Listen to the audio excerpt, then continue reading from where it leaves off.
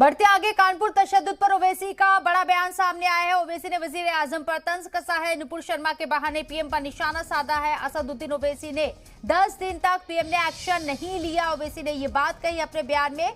10 दिन के बाद पीएम ने एक्शन लिया। हमने एक्शन की मांग की लेकिन कुछ नहीं हुआ। मुस्लिम ममालिक तक बात जब पहुंची तो कार्रवाई हुई है। कतर से आवाज उठी तो लगा गड़बड़ हो गई।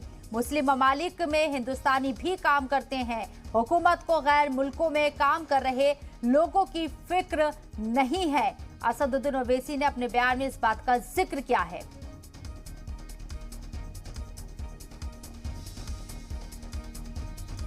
मगर 10 दिन के बाद 56 इंच का सीना रखने वाले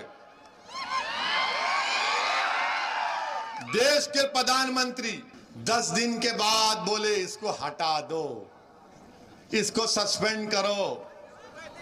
अगर आज मैं नरेंद्र मोदी के बारे में अनपार्लियामेंट्री लैंग्वेज को इस्तेमाल करूं तो कल सुबह से बीजेपी वाले ओवैसी को पकड़ो, ओवैसी को पकड़ो, ओवैसी को पकड़ो।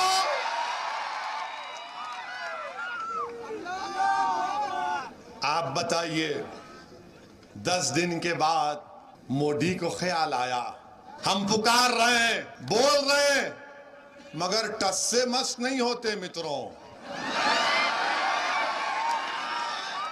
और कब हरकत में आते हैं?